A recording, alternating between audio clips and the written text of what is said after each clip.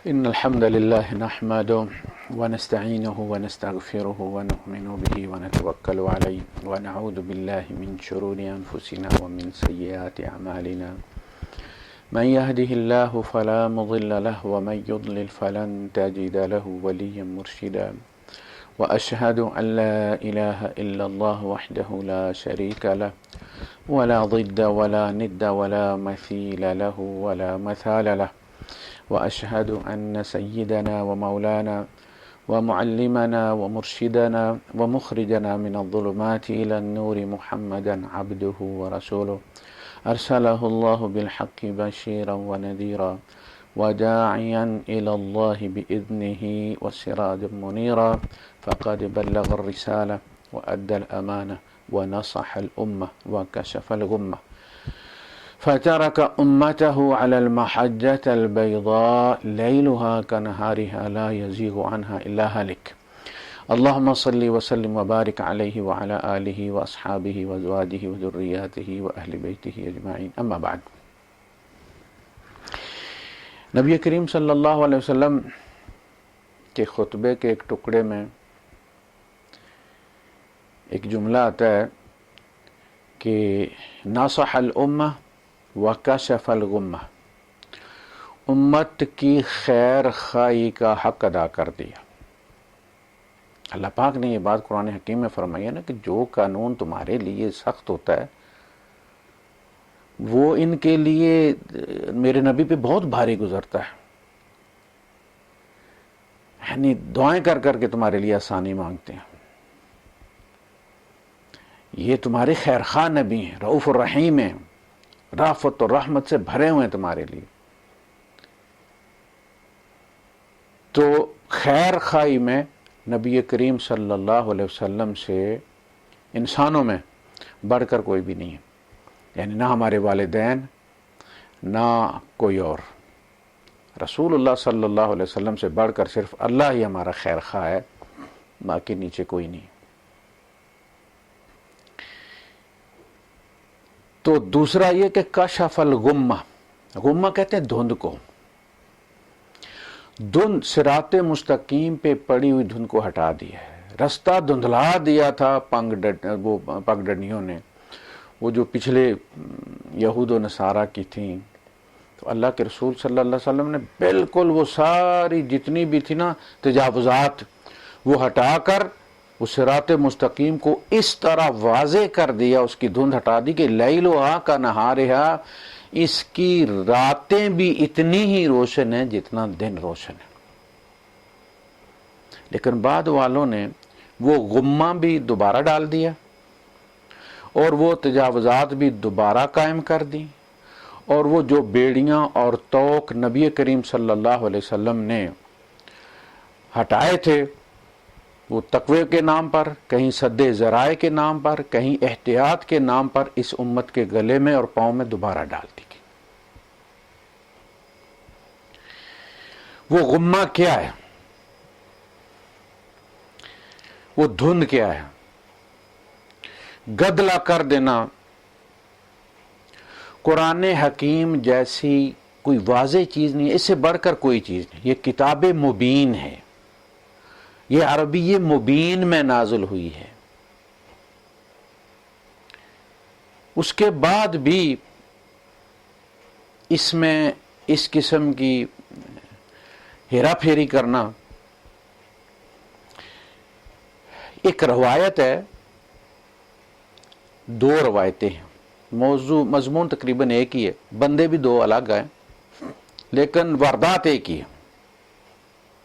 میں چونکہ ان کو مانتا نہیں ہوں، میں اس کو گھڑی ہوئی کہانی سمجھتا ہوں، بنائی پھیلا دی گئی اور سب پکڑ کر اس کو چل پڑے، اور اس کی حقیقت بھی واضح نہیں کی، بتایا بھی نہیں کہ اس کا مقصد کیا ہے، اس کا مطلب کیا ہے. کیا کوئی نبی ایسی بات بھی کرتا ہے کہ جس کا مطلب نہ بتائے اور چلا جائے؟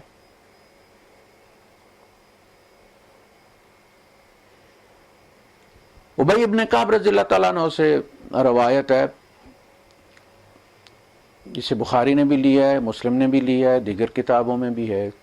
نچلے درجے کی کتابوں میں زیادہ تفصیل کے ساتھ ہے، عمر فاروق رضی اللہ تعالیٰ عنہ والے بھی اور ابی ابن کعب رضی اللہ عنہ، نچلی کتابوں میں زیادہ تفصیل ہے اس کی. لیکن وہ یہ ہے کہ یہ مسجد میں بیٹھے ہوئے تھے، ایک بندہ آیا اور اس نے قرات پڑھی.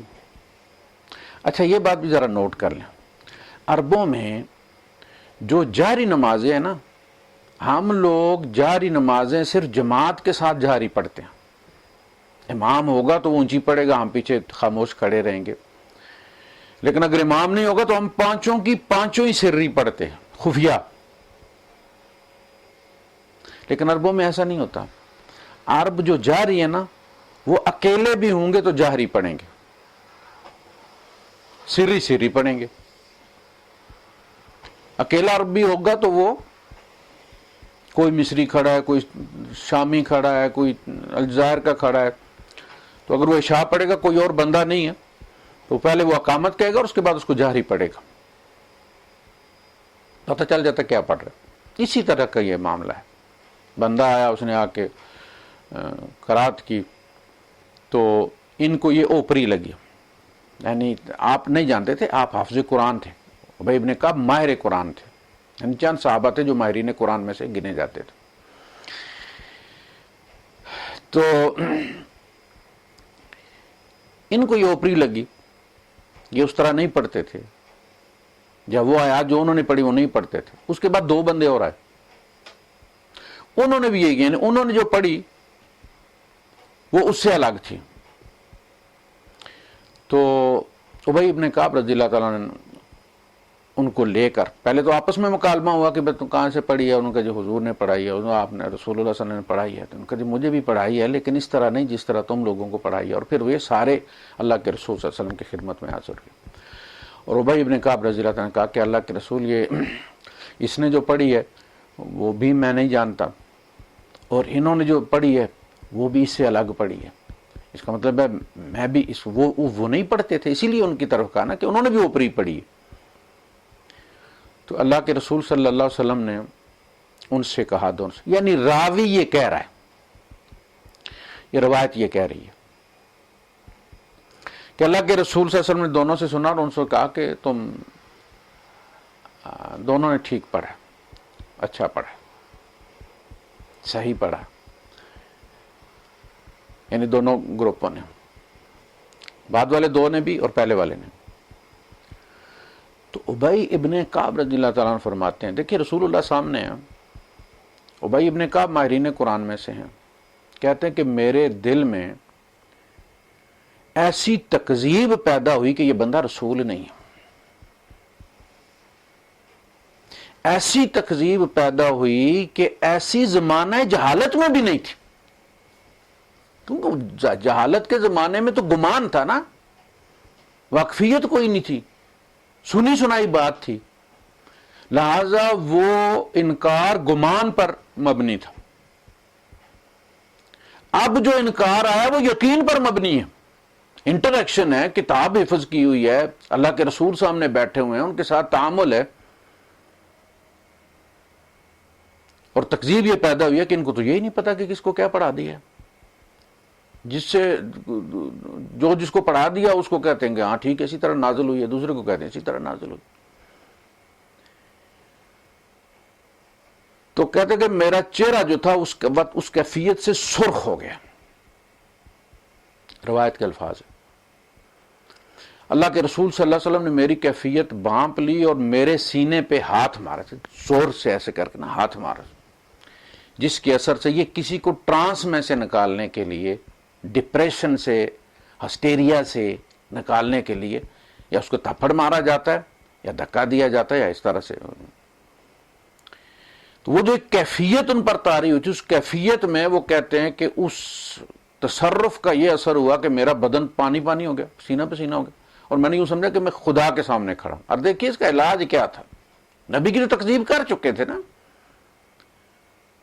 نبی کے سامنے بیٹھ کر نبی کی تکذیب آ گئی ہے، تو پھر علاج تو اللہ ہی ہے نا. اب اس کے بعد آگے بڑا اسپتال تو پھر وہی ہے. تو حضور نے فرمایا، اب دیکھیے کہ میں نے اللہ پاک سے کہا تھا کہ ان کو اللہ نے ایک حرف کے لیے کہا تھا، اللہ نے ایک حرف پر پڑھنے کے لیے کہا تھا، میں نے اور اجازت مانگی 2 کی دی گئی، پھر میں نے اور اجازت مانگی تو پھر مجھے 7 قراتوں پر 7 حروف پر پڑھنے کی. یہ قرات جو ہے نا یہ اصل میں 4تھی صدی کی واردات ہے. یعنی یہ جو قراتوں کا فسانہ ہے نا، 7 قراتوں کا فسانہ، یہ اصلاً اس روایت کی ناجائز اولاد ہے. یعنی اس کا نتیجہ ہے 400 سال بعد یہ 400 سال سارے پریشان رہے کہ یہ 7 حرف کیا ہیں. جتنے پاکستان کے نیوز چینل ہیں اتنے ہی اس کے بارے میں اقوال ہیں، اتنی آراء ہیں. پہلے کہا گیا کہ یہ 7 لہجے ہیں، پھر کہا گیا کہ 7 لہجے. عمر فاروق رضی اللہ تعالیٰ عنہ کی بھی یہی ہے نا. حضرت عمر فاروق رضی اللہ تعالیٰ عنہ جو روایت کرتے ہیں ان سے کہ میں مسجد میں تھا اور حشام ابن حکیم جو تھے یہ اسدی قریشی تھے. حضرت حشام سورہ فرقان پڑھ رہے تھے اور وہ جو پڑھ رہے تھے میں اس کو نہیں جانا، یعنی وہ ایکسٹرا آیات تھی. دیکھیے یہ بھی روایت جو ہے نا یہ بھی بنائی گئی ہے، مقصد اس کا صرف قرآن پر سوال کھڑا کرنا تھا، قرآن کی اتھینٹسٹی کو مشکوک کرنا تھا، اس پر سوالیہ نشان لگانا تھا، اور رسول اللہ صلی اللہ علیہ وسلم کی رسالت پر بھی. یہ سورہ الفرقان مکے میں نازل ہوئی ہے اور یہ مکے کے درمیانی دور سے تعلق رکھتی ہے. یہ دونوں وہاں پڑھتے رہے، عمر فاروق رضی اللہ تعالیٰ عنہ بھی اور حضرت حشام ابن حکیم رضی اللہ تعالیٰ عنہ. دونوں قریشی ہیں، ایک تیمی قریشی ہیں، ایک وہ ہے، زبان ایک ہی ہے.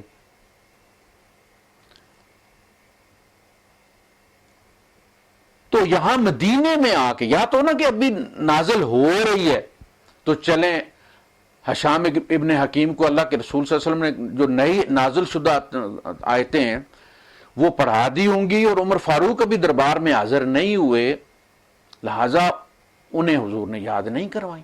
ان کے لیے ایک بریکنگ نیوز تھی، نئی خبر تھی کہ بھئی یہ آیات کو بھی ہیں اس میں فرقان میں نازل ہو گئی ہیں. یہ ختم ہو گئی ہے، فنش ہو گئی ہے، مکمل ہو گئی ہے. مکے میں یہ صورت کھلی ہوئی نہیں ہے کہ مدینے میں آیتیں نازل ہوں گی اور اس میں داخل ہوں گی. دونوں پڑھ رہے وہاں. یہاں آ کے یعنی آپ راوی کا اندازہ کریں کہ راوی کی طاقت کتنی، جیسے جادو ہوتا ہے نا، مسمرزم، اس طرح بندے پر کر دیتے ہیں. یار دونوں بندے قریشی ہیں، دونوں مکی ہیں، دونوں کی زبان میں قرآن نازل ہوا ہے، مکے سے وہ پڑھتے آ رہے ہیں اس سورت کو، تو حشام مدینے میں آ کے اس کو غلط کیوں پڑھیں گے؟ کوئی بات ہے کرنے والا، لیکن راوی ہے نا، اور راوی پرست بھی ہیں. راوی کہہ رہا کہ انہوں نے وہ آیات پڑھی ظاہر ہے جو عمر فاروق کے لیے نئی تھی. بھئی یہ کب نازل ہوئی ہیں فرقان میں؟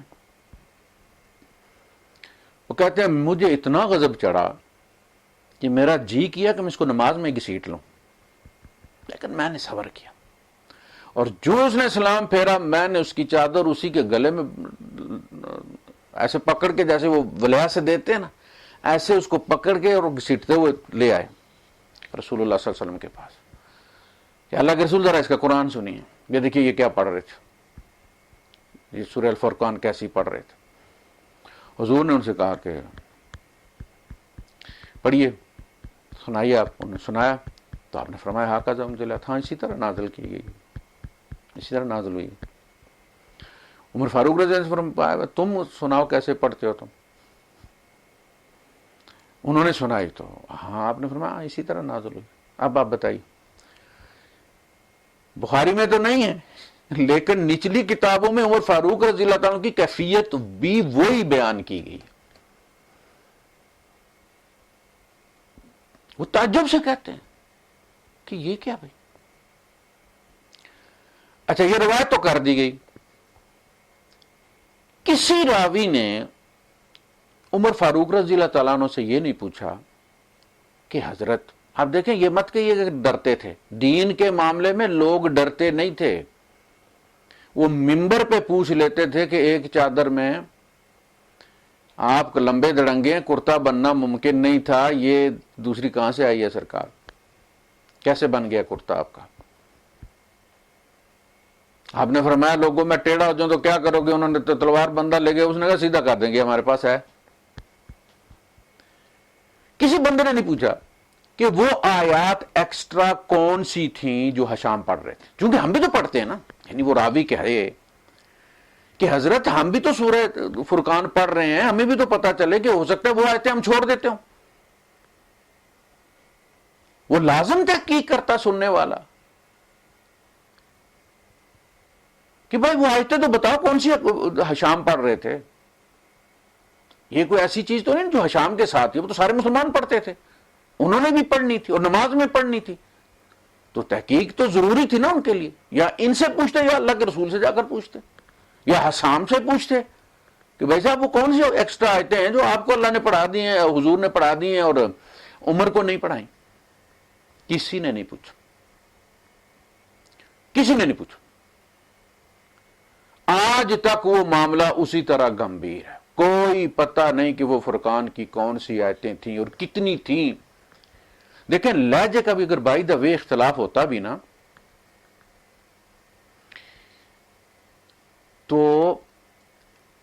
عمر فاروق رضی اللہ تعالیٰ عنہ کو خام خواہ جلاد بنا دیا گیا ہے کہ ذرا سی بات ہو تو تلوار نکال لیتے تھے، ذرا سی بات ہو تو سر اتار دیتے تھے، ذرا سی بات ہو تو فلاں کر دیتے تھے۔ یہ پراپیگنڈا ہے ان کے خلاف، وہ مدبر شخصیت ہے۔ چھوٹی سی بات پہ کسی کے گلے میں چادر ڈال دینا اس کی اور اس کو یہ سب کہنا کہ میرا دل کر رہا میں اس کو نماز میں گھسیٹ لوں، یہ لہجے کا فرق نہیں تھا، لہجے کا فرق ہو بھی نہیں سکتا تھا، دونوں قریشی تھے۔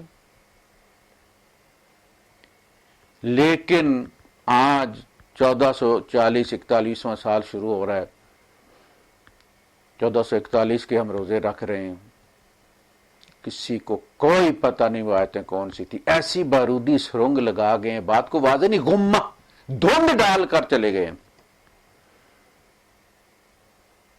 کہ حضور کو پتہ ہی نہیں تھا، فرقان کے نام پر کچھ کو اور سورت پڑھا دیتے تھے اور کچھ کو اور آیات پڑھا دیتے تھے۔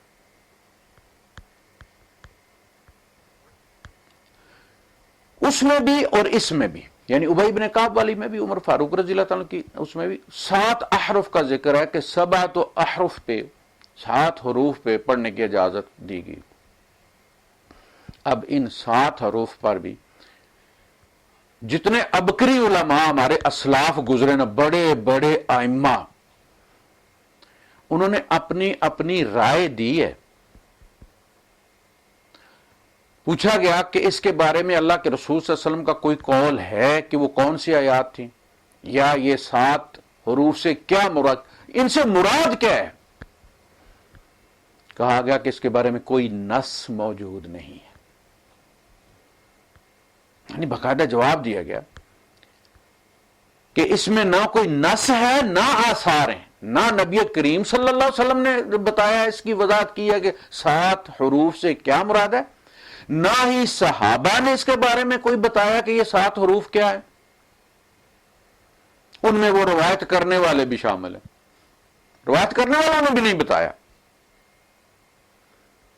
تو بندہ دوائی کسی کو بتا رہا ہے، فوراً وہ پوچھ لیتا ہے بھائی صاحب یہ کون سی دوائی ہے، کہاں سے ملتی ہے، حکیمی دوائی ہے، ہومیوپیتھک ہے، ایلوپیتھک ہے، کہاں سے ملتی ہے، بغیر پرسکرپشن کے مل جاتی ہے نہیں مل جاتی۔ وہ 7 حروف پکڑا رہے ہیں امت کو کہ قرآن 7 حروف پہ پڑھنا ہے، اور کوئی سوال ہی نہیں کر رہا کہ 7 حروف تو سمجھائے نا وہ کیا ہے، وہ بھی جو پکڑاتا جا رہا ہے وہ پکڑتا جا رہا ہے، اللہ خیر۔ مقصد تو دھند ڈالنا تھا نا۔ اور اللہ کے رسول صلی اللہ علیہ وسلم جو بات کرتے تھے 3 بار اس کو دہراتے تھے تاکہ کوئی کجی باقی نہ رہے، کوئی کنفیوژن باقی نہ رہے۔ اپنی امت کو مخمصے میں چھوڑ کے اللہ کے رسول صلی اللہ علیہ وسلم جا سکتے ہیں؟ یہ گمان ہے ہمارا اپنے نبی کے بارے میں۔ تو ان دونوں میں 7 حروف کا ذکر ہے۔ اب 7 حروف کے بارے میں جو اقوال ہیں وہ میں آپ کو سناتا ہوں۔ کہ یہ 7 حروف، یہ سب کا اپنا اپنا گمان ہے.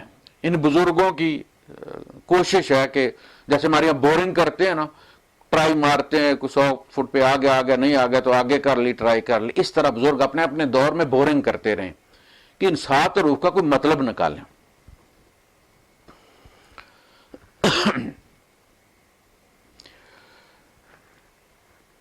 اچھا، تو کہا جاتا قیل الاحرف السبعہ ہی القراءات السبع وہذا قول واحد. وہ کہتے ہیں یہ بکواس ہے. یعنی یہ کہا جاتا نہیں یہ 7 حروف سے مراد 7 قراءتیں. وہ کہتے ہیں 7 قراءتیں تو یہ جو ابن مجاہد صاحب ہیں انہوں نے 4تھی صدی کے اخیر میں ان کی وفات ہوئی ہے. 4تھی صدی میں آ کے اس بندے نے 7 قراءتیں نام رکھا ہے اپنی کتاب کا 7 قراءت.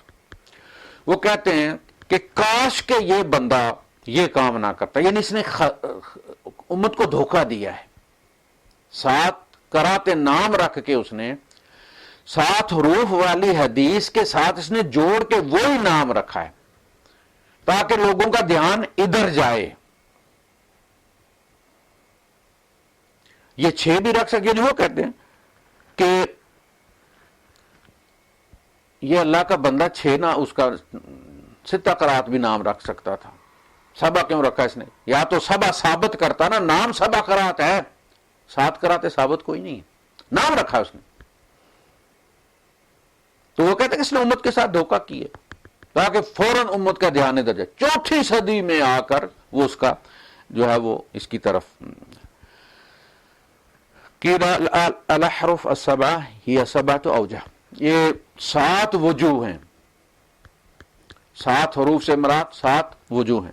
یہ الامر والنہی، یعنی قرآن کے احکامات جو ہیں یہ 7 اقسام میں تقسیم ہے، اور 7 حروف سے مراد وہ 7 جو ہے وہ اقسام ہیں.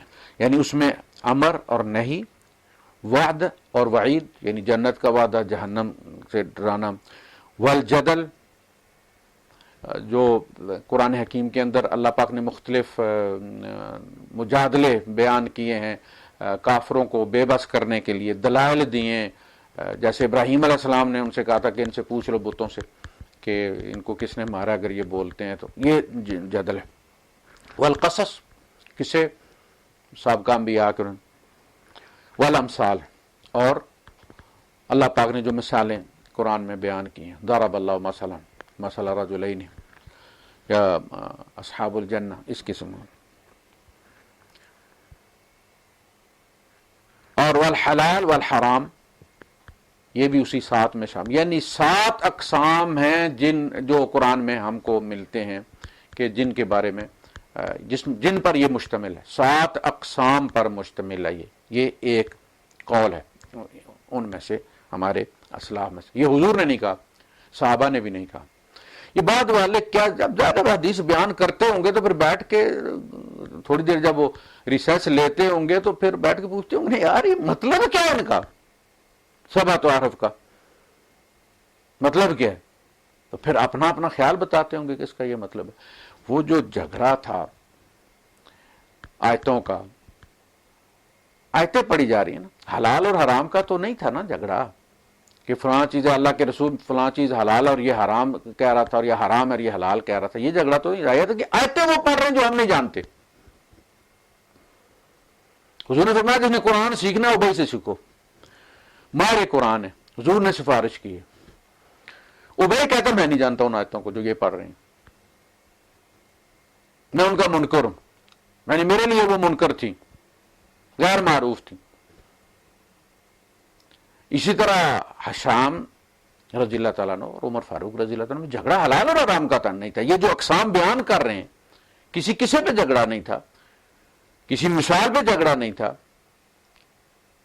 حلال حرام کی جنگ نہیں تھی، آیتیں ایکسٹرا تھی. عمر کہتا میں نہیں جانتا، سورہ فرقان کی نہیں تھی میرے نزدیک.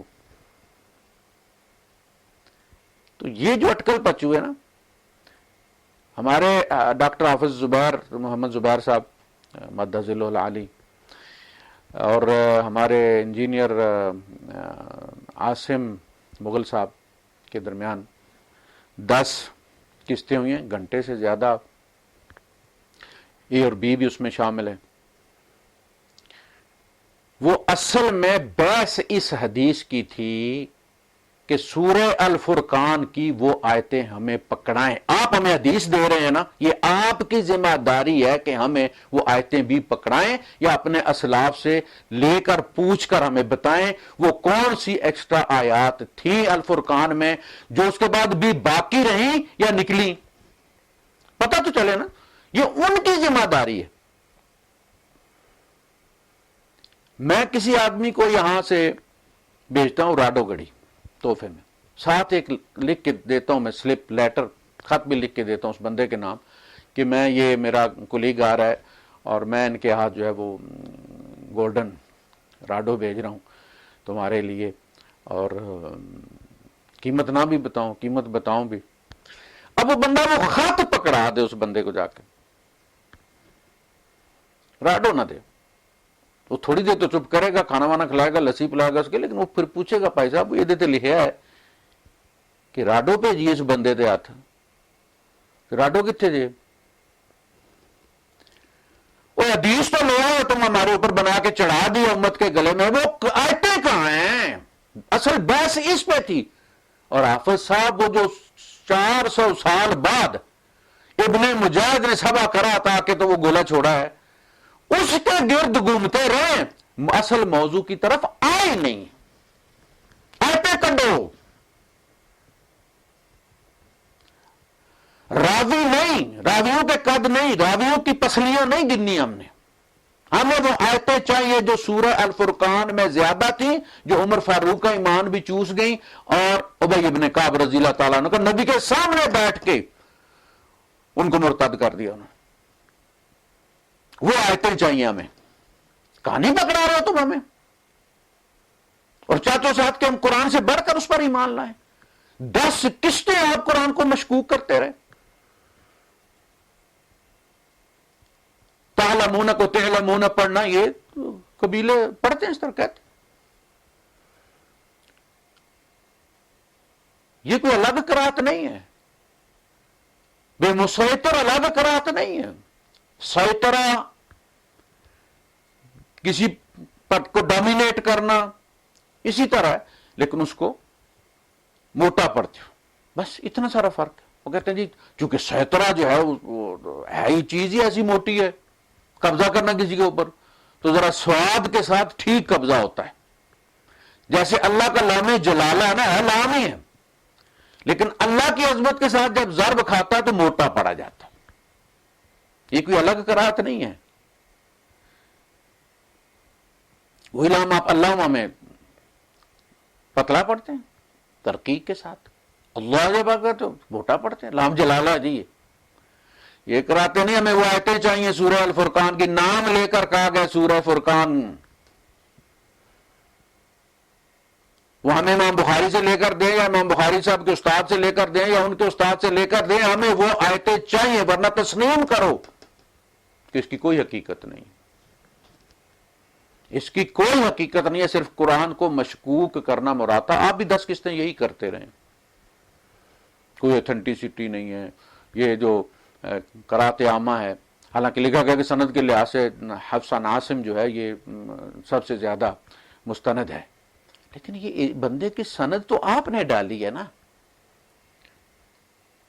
قرآن تو پوری امت لے کر چلی ہے۔ کیا پورے کوفے کو عاصم نے پڑھایا ہے؟ کوفے میں پہلے حضرت علی کوئی نہیں تھے،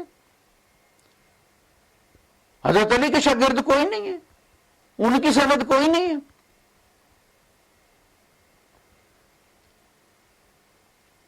حافظ پیدا ہوئے عیسیٰ علیہ السلام کو، جس طرح تورات پیدائش کے ساتھ ہی یاد تھی ان کو، انجیل بھی اس طرح حافظ کو قرآن یاد تھا، اور وہاں سے سند آپ شروع کرتے ہیں حافظ سے۔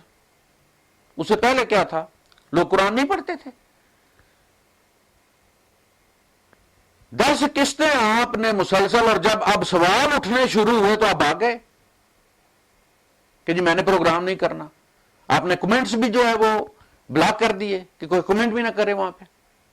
بس اتنی ساری ڈاکٹری تھی. تو سرکار سبعۃ احرف کے بارے میں 24 اقوال ہیں اور سب اپچ ہیں. یعنی خود ہی وہ بیان کرنے والے بھی کہتے ہیں کہ نہیں، یہ وہ عمر والی جو بات ہے نا سورہ الفرقان والی، وہ اس میں لپیٹی نہیں جا سکتا.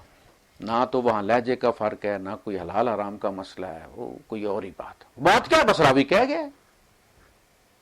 اب راوی کے منہ سے نکلا ہوا تو نہیں نا. ہماری پوری کوشش ہوتی ہے کہ راوی کو جبرائیل سے زیادہ قوی ثابت کریں، اس کے قول کو قرآن سے زیادہ قوی ثابت کریں.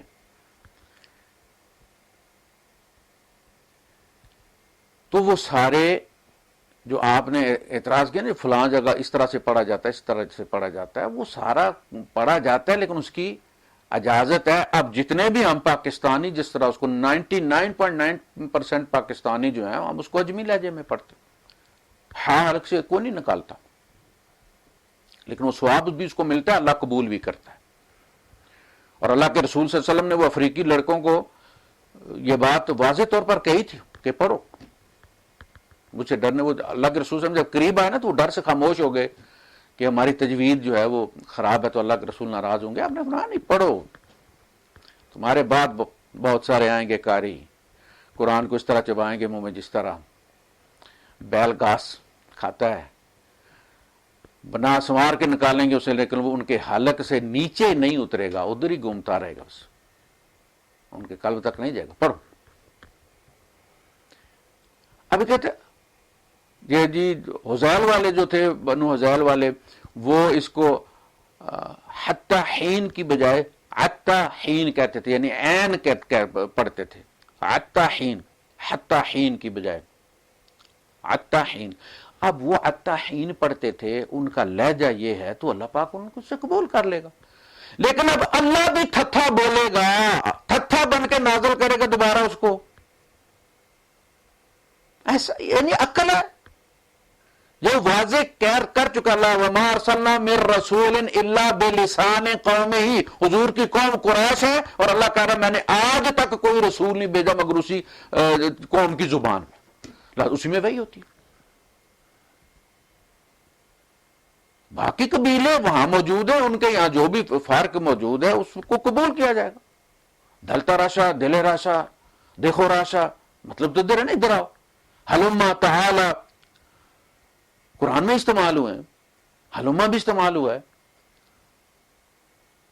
لیکن سبا حروف سے مراد سبا قراتیں بھی نہیں ہیں، 7 قبیلے بھی نہیں ہیں، حلال حرام جدل امثال یہ بھی نہیں ہے.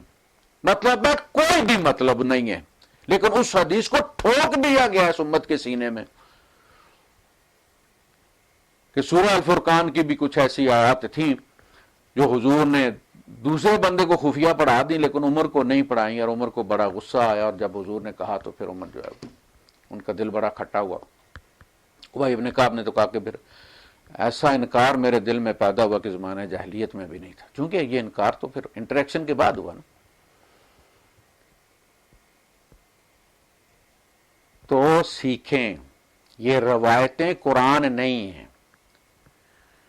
سارا زور اس پر لگایا گیا کہ قرآن کے بارے میں شک پیدا کیا جائے کہ یہ بھی اصل میں روایت بالمعنی ہے، یعنی صحابہ جس قبیلے کا بھی ہو اس قبیلے کا قرآن پڑھ لیتا تھا،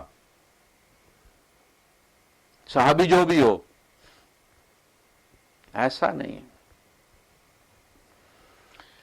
ایسے کون پڑھنے دیتا ہے؟ جو پیچھے کھڑا ہوتا ہے شاگرد، استاد کے پیچھے کھڑا ہوتا ہے، استاد اس سے وہ ڈرتا بھی ہے، اس کے باوجود قرآن میں اس کو وہ زیر زبر کی غلطی نہیں کرنے دیتا. جو اللہ نے نازل کیا ہے بالمعنی نہیں ہے، وہ کلام اللہ ہے. لہذا اس روایت میں کچھ بھی رکھا ہوا نہیں ہے. آپ بے شک لڑائی کر لیں، آپ روایت کے کو ثابت کرنے کے لیے اس کے دفاع میں آپ قرآن پر پلٹ کر ملحدین سے زیادہ سخت انداز میں آپ حملہ کرتے ہیں. جتنا ڈسکریڈٹ کیا جا سکتا ہے اتنا کرتے ہیں آپ، اور خدا سے نہیں ڈرتے. ثابت کرو کہ جو ہے وہ قرآن اللہ کا کلام ہے. ہمیں یہ کہتے ہیں کہ اگر حدیث نہ ہو تو پھر ثابت کرو کہ قرآن تھا. تو حدیث نے کہاں ثابت کیا کہ قرآن اللہ کا کلام ہے؟ حدیث نے تو قرآن کو مشکوک کیا. ایک نہیں درجنوں روایات ایسی ہیں جو مشکوک کرتی ہیں. قرآن کی جو حفاظت کا ذمہ اللہ نے لیا تھا نا، انا نحن نزلنا الذکر وانا لہ لحافظون، اور لا یأتیہ الباطل من بین یدیہ ولا من خلفہ، وہ کافروں سے نہیں لیا تھا، عیسائیوں سے نہیں لیا تھا، یہودیوں سے نہیں لیا تھا، وہ ان مسلمانوں سے حفاظت کا، مولویوں سے حفاظت کا ذمہ لیا تھا، ان علماء سے، مجتہدین سے. یہی دین میں کرتے ہیں نا، جس کے ہاتھ میں ہوتی ہے چیز وہی اس میں کرپشن کرتا ہے. باہر والا تو نہیں کر سکتا. دین میں کرپشن ہمیشہ علماء نے کی، وہ ہندوؤں کے علماء ہو، وہ یہودیوں کے علماء ہو، وہ عیسائیوں کے علماء ہو، سینٹ پال ہو، جو بھی ماڈیفکیشن کیا انہوں نے کیا نا. دوسرے غریب تو بس جاتے چندہ دیتے نکلاتے جنت کما کے. ان سے حفاظت کا ذمہ اللہ نے لیا تھا کہ میں نے مولویوں کو اس قرآن کے ساتھ کھلواڑ نہیں کرنے دوں گا. اس کی سب سے بڑی دلیل ہے کہ آج یہ قرآن کھڑا ہمارے سامنے، ہمارے ہاتھوں میں صحیح سلامت بچ کے نکل آیا ان پورے انبار سے، تومار سے. اللہ نے اپنا وعدہ پورا کر کے دکھایا.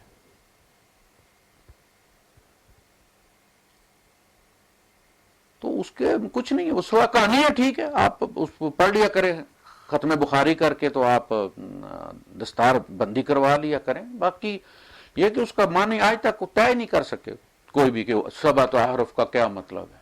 اٹکل پچو ہے سارا کیا ہوا. اسی طرح اور بھی کہ جی روایات نہیں ہوں گی تو قرآن کا ایمان بالغیب کا بلائنڈ فیتھ کا تانا دے رہے ہیں. آپ اندازہ کریں، حافظ محمد زبیر ڈاکٹر قرآن پر بلائنڈ فیتھ کا تانا دے رہے ہیں.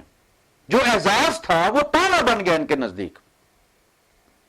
یعنی روایت اس لیے قوی ہے کہ اس کے ساتھ پیچھے کالا کالا کالا کی دم لگی ہوئی، اور قرآن انہیں لاوارث نظر آتا ہے کہ جس کے پیچھے کالا کالا کوئی نہیں ہے، اور امت بلائنڈ فیتھ رکھتی ہے، سینے جل رہے ہیں ان کے. یہ شوری ہوتا ہے الذین یؤمنون بالغیب سے. نبی کریم صلی اللہ علیہ وسلم کی رسالت پر بھی ہمارا ایمان بالغیب ہے. جو حضور کے سامنے بیٹھے ہوئے تھے نا، ابو بکر صدیق، عمر فاروق، ان کا ایمان بھی حضور پر بطور محمد رسول اللہ ایمان بالغیب ہی تھا. دیکھنا چچا ہے ابو لہب نہیں لایا ایمان، ہاتھوں میں اس کے کھیلنے ہیں حضور. اس کی زبان میں قرآن نازل ہوا ہے. عاجز کر دینے والا کلام نہیں مان. صحابہ بھی حضور کی رسالت پر محمد بن عبداللہ کو وہ 40 سال سے جانتے تھے. فقد لبثت فیکم عمرا من قبلہ فلا تعقلون. لیکن محمد رسول اللہ پر ایمان بالغیب تھا، اور پھر آپ کے ہر قول پر ایمان بالغیب. سمجھ نہ ہوتا. حضور نے فرمایا یہ کلام اللہ ہے، اس کو لکھو. لکھ لیا کہ قرآن نے، نہ اس پر اللہ کی مہر ہے نہ جبرائیل کے دستخط ہیں. یہ صرف حضور نے فرما دیا ہے اللہ کا کلام ہے، ہم نے اس کو بالکل بلائنڈلی اس کو مان لیا. یہ ہمارے لیے تانا نہیں ہے، یہ ہمارے لیے اعزاز ہے. یہ ہمارے نبی کریم صلی اللہ علیہ وسلم پر ہمارے ایمان کی صداقت ہے کہ ہم اس کو حضور کے کہنے سے اللہ کا کلام مانتے ہیں. ہمیں دلیل اس کے لیے ڈھونڈنے کی ضرورت نہیں ہے، نہ دینے کی. یعنی ہم کسی کو یہ نہیں کہتے کہ کلام اللہ میں، یہ کلام اللہ میں، وہ کلام اللہ پڑھے، کلام اللہ اس کو بتائے گا کہ میں کلام اللہ ہوں. دلیل اس کی محمد رسول اللہ صلی اللہ علیہ وسلم کا یہ فرمانا ہی ہے کہ یہ کلام اللہ ہے. سب سے پہلے ایمانیات میں بڑا ایمان اللہ پر ایمان ہے، لیکن اصلی ایمان جس پہ اللہ پر ایمان بھی کھڑا ہے، قرآن پر ایمان بھی کھڑا ہے، فرشتوں پر ایمان بھی کھڑا ہے، وہ ایمان بالرسالت ہے. کیونکہ یہ سب چیزیں اس رسالت سے ملنی ہیں. ہمیں اس کو بھی مشکوک کرنا یہ روایتوں کا کام ہے، قرآن کو بھی مشکوک کرنا یہ روایتوں کا کام ہے.